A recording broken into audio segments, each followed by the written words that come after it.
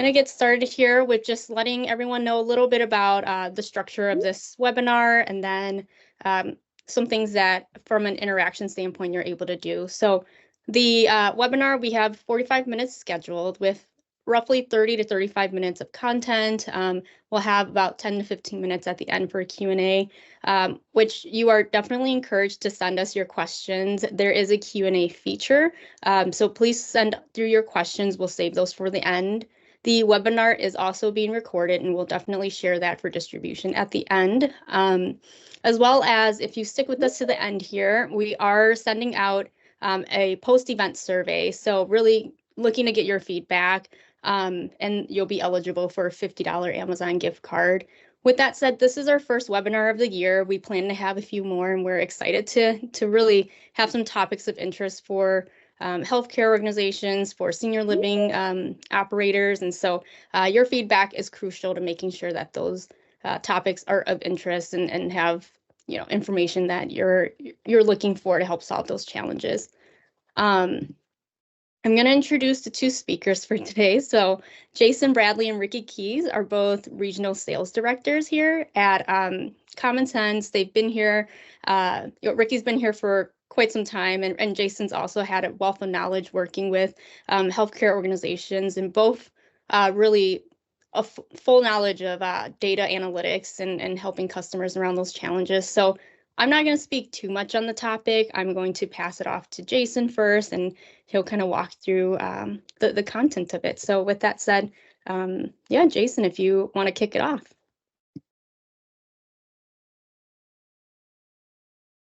Yeah, thanks, pal. I appreciate that. And we definitely appreciate everybody's time on this call today. I know we got quite a variety of people attending today.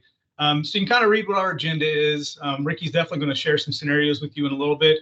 But really, the reason we decided to start all the series off with this one is because there's just so much data that's coming at us right now, and we need to know how to organize that. So if you've been working with healthcare or in the hospitality field as long as I have, you'll remember how we used to have a long time ago, before I had gray hair, we had the old cash registers. And at the end of the night, you do the Z report, you get all the reports and staple them together to give the management. You know, that was pretty hard to get reports out of. And then we went to the server-based point of sales, and there was a lot more data in there, but still was kind of hard to get the information out of with the reports, and then still have to fax those reports in or try to get them into your management team as well. Nowadays, we've got these cloud-based systems, and there's so much data you can access from those in so many different ways. It can be kind of overwhelming what to do with all that data, and that's really what we're here to talk about today.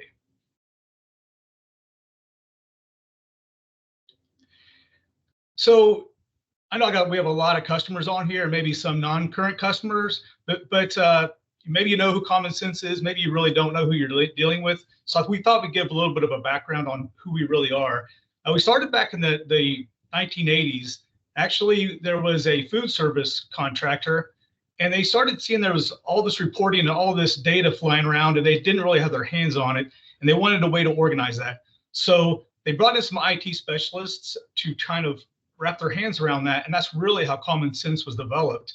Then in the early 90s, we added our payroll deduction software, which we call GemPay.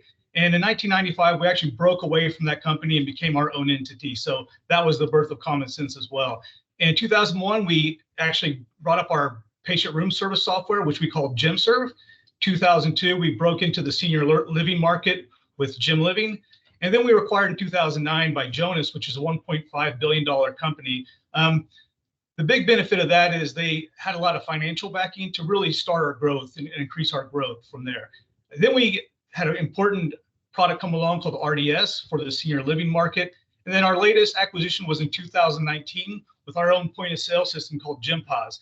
Before that, we really had to rely on a third-party point of sale system. So this gave us a lot of freedom and development. So our primary markets, although we do some work with businesses and even some restaurants, probably 90% of our business is in the healthcare and senior living markets. So as you can see there, acute care, critical care, a lot of hospitals, as well as assisted living, independent living, skilled nursing, and so on. So this is really where our core competencies are, and we can really talk to that market, especially with the security needs that they have. So this is a really interesting statistic. 72% admit that poor data management and data integrity have stopped them from making decisions. And what this really reminds me of is a customer I used to have. It was a cafe, and the owners had kind of gotten out of the business for a little bit, but they got back into it, and they wanted me to come give them a refresher on the reporting of the point of sale.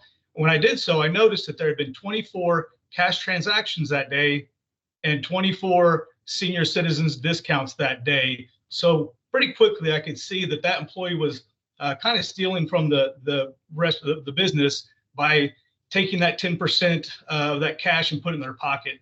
So what this means, really, the point is that there's tons of data out there and tons of report, but if we're not using it correctly, it really doesn't do us any good.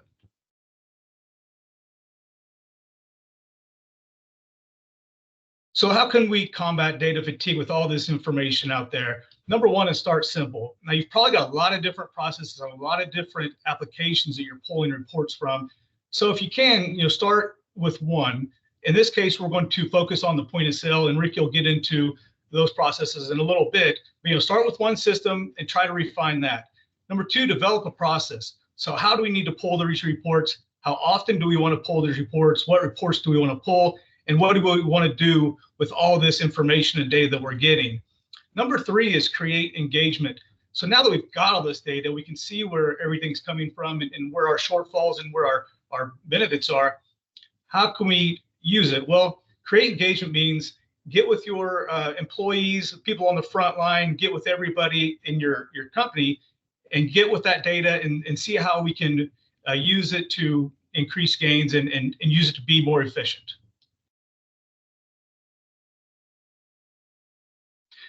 So today we're going to start with our point of sale and why the point of sale, but we really feel that there's so much done with our point of sales nowadays, unlike those cash registers back in the 80s and 90s that they basically just did sales, right? Nowadays you can do your sales reports, you can do inventory, you can do labor. There's so many different things and different data that's functioning through your point of sale. We felt like this is a pretty natural place to start. So that's what we're going to talk about today. So some best practices we're looking at is number one, proper system setup. Now, maybe you've already got your point of sale in place. Maybe you're getting a new one. If you've already got one, talk to your point of sale provider and see if they can help tweak it to where you need it. But proper system setup. If you have one location, this is pretty easy. This is just making sure that we're getting all of our items put in correctly, all modifiers put in correctly, the pricing. Just everything at the setup is put in there correctly. So when you pull those reports, you're getting good data out of there, not unusable data. Number two is the data storage and governance. So how long do we want to keep this data? How much data can we keep?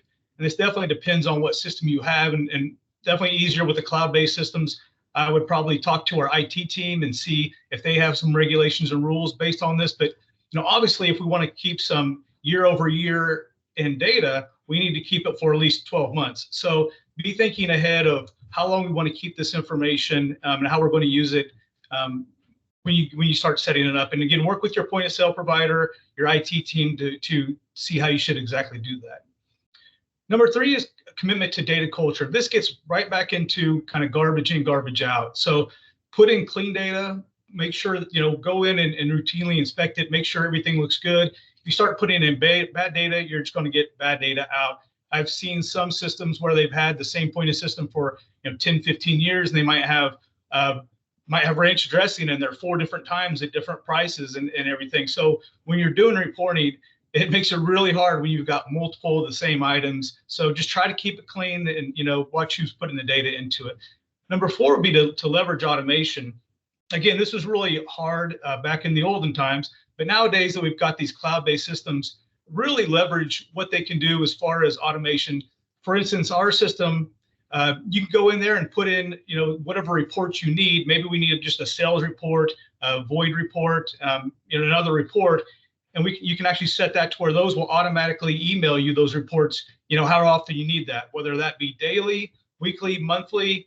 So that can save you a lot of time, as well as set those up to where if you've got management that needs to see XY report every month, Monday morning, set that up to where it automatically sends that. And that just keeps it off your plate of having to remember to do that. and frees you up to do other things with your day. Lastly, before I turn it over to Ricky, is communication's key, right? Where no one wants to be on an island trying to do everything themselves. So if you're like me, that can be a problem. Try to work with your employees, again, the frontline people, everybody you've got, to try to come together and make sure you're using the reporting the way it should. Again, a lot of information can come out of these systems, and you really need to just figure out with your teams how to use that. With that being said, I'll turn it over to Ricky.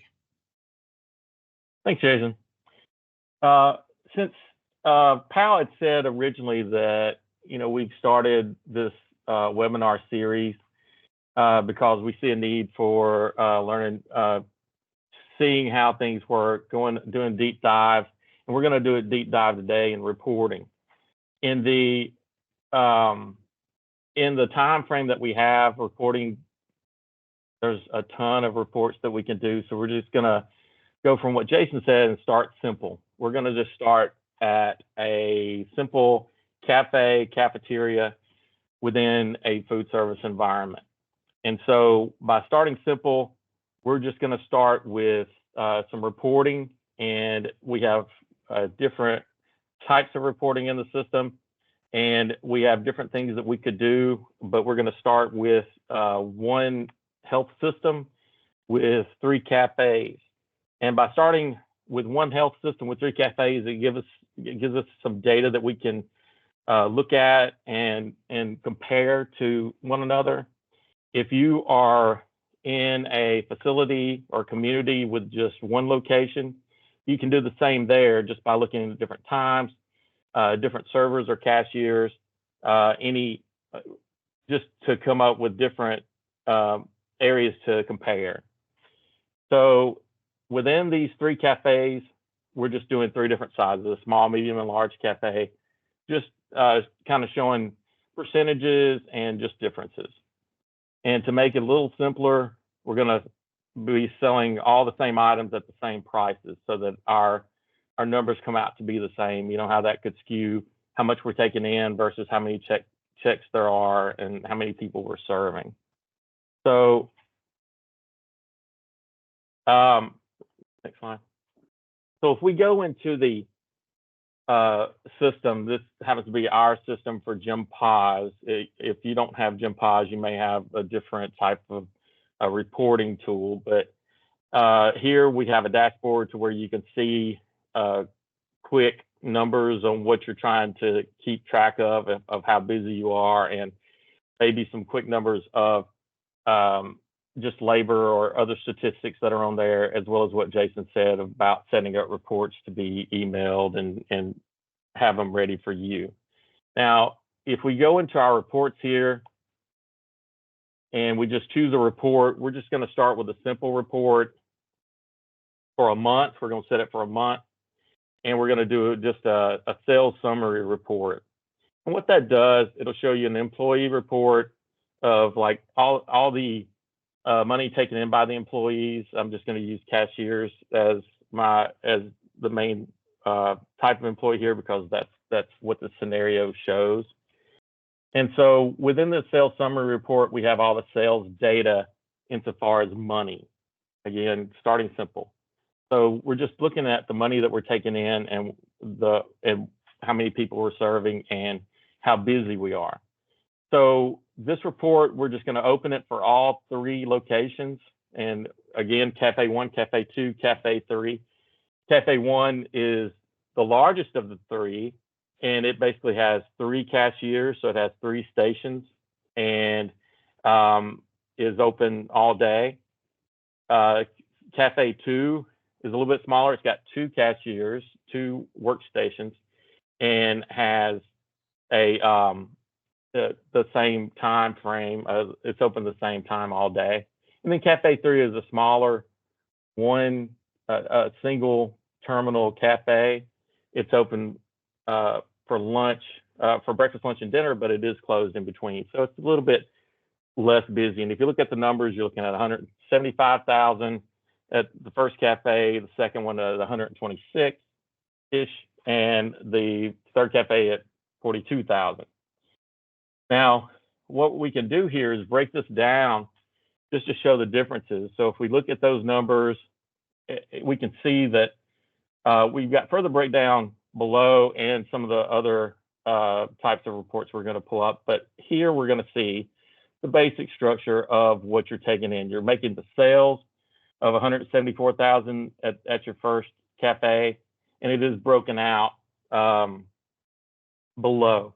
So again, we see that if we go to the next section is our voids. So what we're doing is looking at, of all the sales we took in, how many types of voids do we have? Or I'm sorry, how many voids do we have and what different types? Because some are just accidents. Some are just due to the way the system is set up, and maybe we need to look at it from a different way. And then others are just due to customer dissatisfaction or customer not having the funds or what have you there. So if we look at this and we break down, the first void summary is the error correct counts and error correct amounts. The error correct is whenever a cashier, in this case, would be ringing something up and they miskey something. Now that could be hitting an item and they hit the wrong one due to placement on the register. Could be due to the person going through line, the guest changing their mind. If that does happen, it's called an error correct. We just delete that item and then we add the new item before tendering. And so that's pretty simple. In most cases, it's honest. It's just an accident. So again, all we're doing here is looking at these reports to see where maybe we need to start looking to create this process, to start looking weekly or monthly at something. So if we look here, the first location has 1,900 error corrects at $7,000. And we keep that that's kept in systems so that you can see the error corrects, because some of this could be theft as well. So again, we look at that. Then we look at the second cafe being having 855 error corrects at $3,000, and then the third we see at 295 at $1,100. So if we look at this, you have to take into account the cafe one has 3 registers, 3 cashiers, and they have three meal periods, and this is a 30-day period. So you would have to divide it by 3s there to come up with what each cashier is doing. So if you have problem cashiers, if you have, problems with just where placement is, and also somebody coming through the line changing their menu item there. Again, we'll do a deeper dive, but just to kind of show you, that's what you look at for those to see if it's common whenever you divide it amongst the cashiers. On your voided item counts, that's when an item is taken off the sale completely, meaning that you didn't replace it, meaning that you rang up a fries and someone decided they wanted mashed potatoes instead, and they swap it. That would be an error correct. If fries are taken off and not added back, anything added back, that would be a void. And again, you could see something like that in theft, in someone just changing their mind. Again, when you're looking at the reports, you can kind of see trends and kind of see things that may not be a coincidence. And then you have voided check counts, and that's actually a canceled check. So whenever you're doing a canceled sale, just like Jason said, that was a way that somebody could steal, because somebody could just cancel that transaction and pocket the money if they're paying in cash. That would be one way to steal. And throughout all my years, I did see a lot of that going on, and people keeping up with how much money was in their register, and how much of their money, what that they had put aside for themselves. Again, it's not always theft, but you have to think that way whenever you're reading these reports. And that's the purpose of looking at deep diving in these reports, to try to find savings. Now, in the miscellaneous section, we have refunds and refunded payments, meaning that refunds would be if you just refunded item is just refunding on one item. Refunded payments would be the entire check is getting refunded. If you look at these reports, this Cafe 1 has about 230, and that's over a 30-day period between 3 cashiers. That may be fine, but then again, that may not be. And if we compare these, you'll see that Cafe 2 has a total of 47 cents that was refunded the entire month. Now, that could be due to accuracy, due to staff, due to not allowing refunds. Maybe they give a refund in a gift card that would repay that amount. That keeps the funds within that revenue center. Again, don't know. Also refunds can be secured by security levels within a POS system. So each person can be secure up to a certain level. And so if a cashier can't give a refund, it would take manager or supervisor interference to come there and key in their number to allow that to happen. So 47 cents is pretty good amongst these here. And then Cafe 3 has a total of about $20, but again, that's over a whole month. And then, like I said, we're going to do a little bit deeper dive. If we go to discounts, if this is healthcare, so they give their employees maybe a 20% discount. If you're in healthcare and you give your employees a discount, you know what that is. And so your discount should equal about the amount of employees that you serve. So if you do serve to other folks within the facility and guests and contractors, residents, students, take that into account, whoever gets those discounts. And you'll see here, if you see that we have about 16,000 in discounts, not including the senior system discount that we have listed, you're looking at less than 10%. So if we go to of total sales, if we go to the Cafe 2, looking at 19,000, it's a little bit higher than 10%, but it's still in that low range. And they may have less visitors and more employees that come through. The ratio is a little bit different. And the same as Cafe 3, you see it's 3,800 as opposed to 42,000. So that it sounds like they have more visitors, or looks like they have more visitors if you see that. Jason's example of the senior system discount, there again, if we're just looking at that and we see a high amount, we would pull up that information for that cashier. If we go down, we have the cash reconciliation that just says how much cash we have. We've gone to mostly cashless in most areas. The whole everyone has, and so our percentage of cash has lowered a lot. You may even opt to go cashless altogether, and that's okay too. Here we are taking cash, so that's where it's most likely to lose money, is in miscounting or theft. So if we look at the deposits, this is where we could see some things that may be going on as far as like theft. A lot of times you have cashiers that are dead on the money every day, so there's no variances. And here you have to take into account, even though Cafe 1 has a short of $12, that's also over 3 cashiers and 30 days of ups and downs. So from this report, you just see the numbers, but you do a deep dive to see different. You see who's doing it to kind of police that.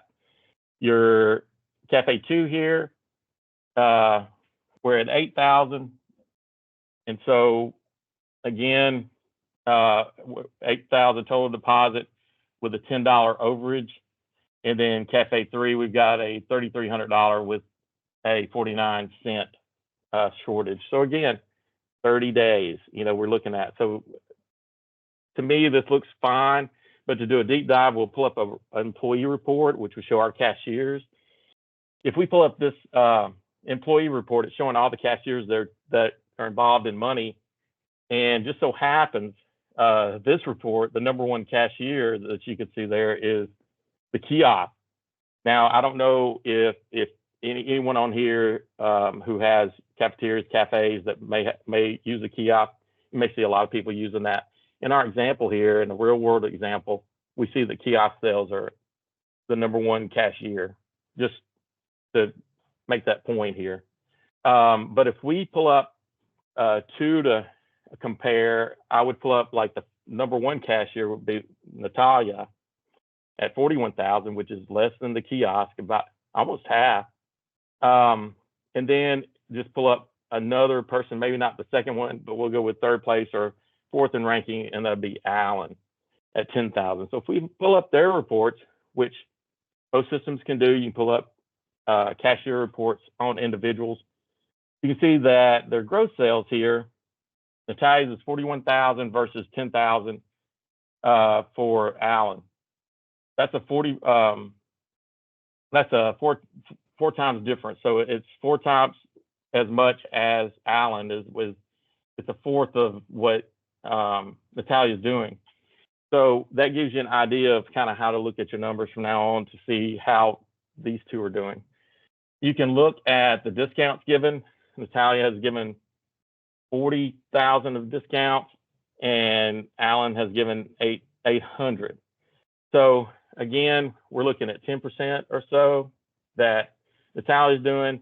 The 800, it's still under 10%. So everything looks about right there. No extra discounting. You know, that's what you look out for, because I know that I visited hospitals and have been in a suit, and the employee gave me a discount thinking I was an employee. You know, that's one of those things. If cashiers can give discounts to employees in this cafeteria setting here, they could be skimming, or they could be allowing their friends to eat cheaper, or that's if they are doing it a lot and not really realizing what they're doing, that could be due to, I mean, that could make you lose money because you're giving an extra 20% away in this example. Again, that third piece that Jason was talking about, communication. Communicate with your managers or your supervisor to ask, you know, have they been trained? Are they watching this? Just to make sure that they know they're being policed, not as a scare tactic, but just to know that, hey, you know, I need to impress my peers and my bosses, basically, you know, to make sure that all my numbers are looking good. And on these discounts, again, they can be set to where they only give them to employees if they swipe for a payroll deduction. That could be a savings there to make sure that only employees get the discount. So if we go to voids, we'll start with the voided checks, which are the canceled checks. Jason's example of his senior citizen discount and giving it in the system would be the one way of giving a discount and giving the keeping that money. This is another way of keeping that money, is by canceling a sale when a cashier knows that every sale, this sale is going to be $9.58. Then I can keep $9.58 out of here and just do a canceled sale. Again, just policing, just making sure that those numbers look right.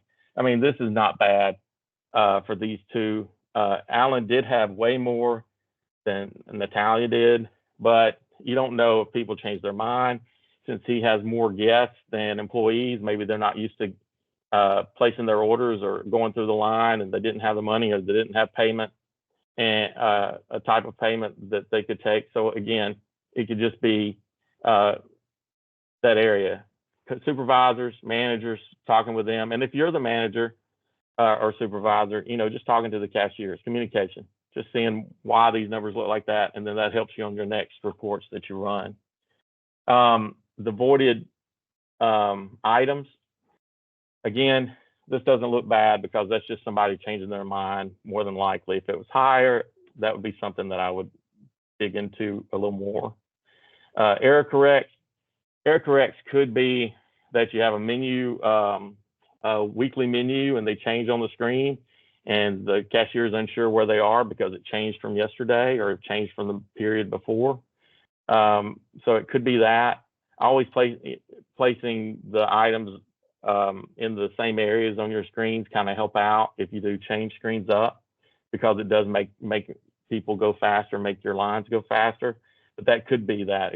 It probably is not under your error correction. It's usually not stealing or it's usually just poor training, or again, just an item, new sets of items. So within these reports, that's it for these reports. These are just examples of what you could pull from the system. And again, we are having more webinars with more information, going a deeper dive into inventory, into resident meals, into patient meals, and showing savings there and how to do reporting on that to make some savings as well. Thanks. Oh, sorry, one more. Again, to refresh, start simple.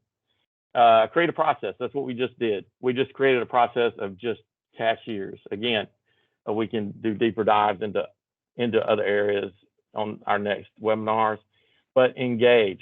So communication is key. Engage with your staff.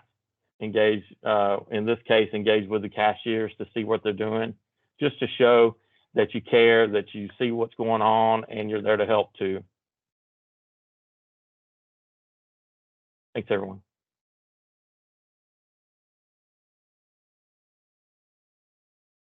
Perfect. Thank you, Ricky and Jason. Jason, thank you for giving those 3 strategies. For some organizations, this may be, these are strategies they may be already implementing, which is great. If, this is something where certain organizations want to start implementing that, I'm glad they hopped on. And then Ricky for walking through the scenario and putting that into practice and just seeing in certain reports, certain areas to pay attention to. I know you focused a lot on that sales summary, but you mentioned, and I agree, that there's so much more that we can deep dive into in future webinars. With that said, we are going to have a moment here for some questions. And so I'm going to just kind of look through to see if we have a few that have popped up.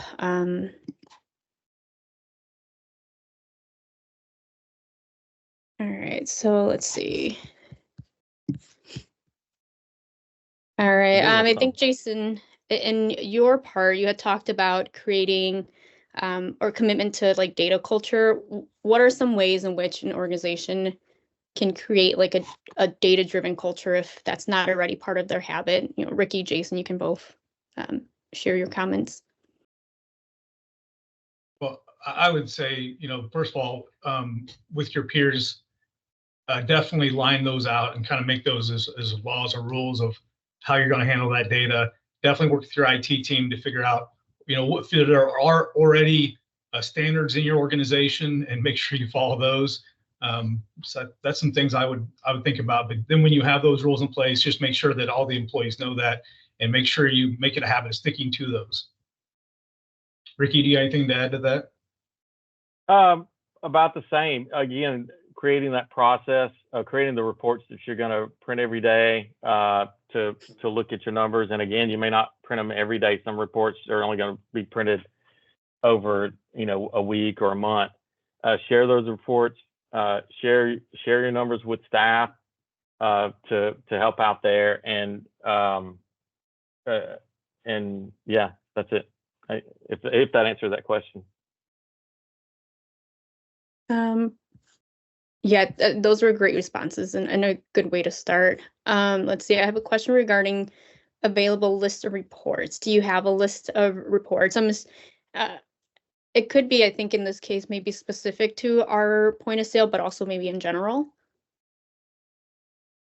Yeah, so there's different systems out there and different reports, but most systems have most of the data that you're going to need. Again, looking at that to create a process, create a process. What are we wanting to count? What are we needing to see? And then find those reports in there. Work with your ARM, your account relationship manager, to see what's in the system if you're not sure. And you can call us too. We'll be glad to help.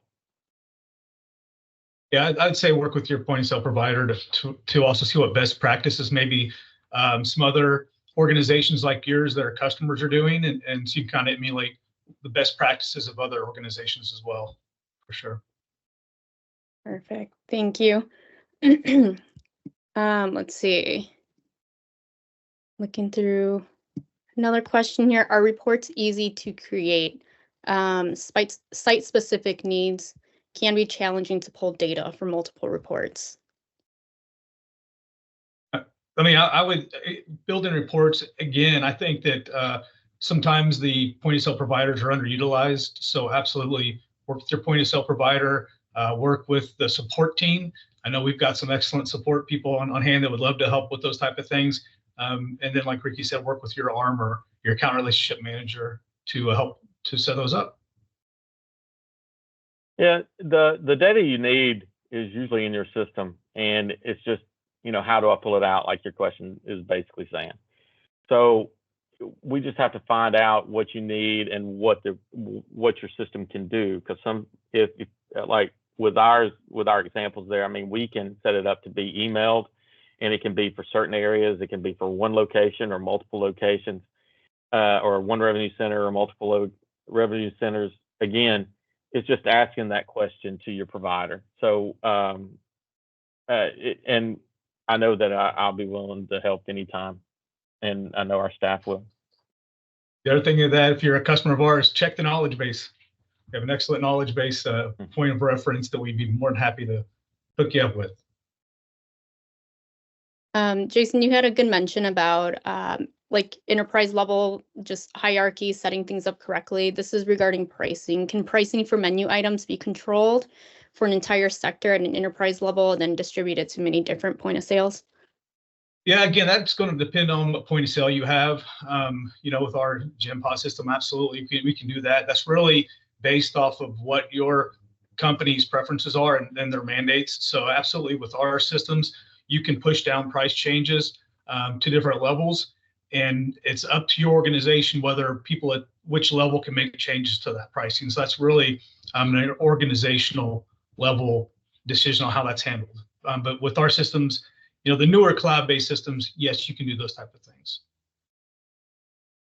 And with all the security news that's out there, most systems do have the security within it. I know ours does, and we can limit the access to the cashier to be very simple, to just be able to ring up. But then anything that has a void or a refund, like I was showing, can be by manager approval or supervisor approval. Perfect. So the questions have started to slow down here. If there are questions that come, if you have a question after the webinar, definitely feel free to send it our way. We can still answer it and respond to you directly, or make it available for the larger group here. Just wanted to thank everyone for their time again. I think the webinar went great in terms of the content and the engagement, the questions that we've received. So I look forward to I know our entire team looks forward to having everyone on future webinars. With that said, again, there will be a post-event survey coming to your email. Please complete that. Let us know what you're interested in having us talk to you about, whether it's a product feature, whether it's a challenge you're dealing with, whatever it may be within your industry. Let us know. We're happy to put something together and use our knowledge and our resources to make that available to you. So look forward to that email and to future webinars. And with that said, I don't see any additional questions. So I think we can end a few minutes early here. Any last thoughts, Ricky and Jason?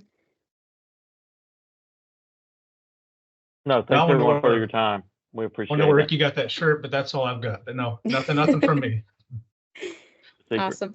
Thank you, everyone. Enjoy the rest of your day. Thank you.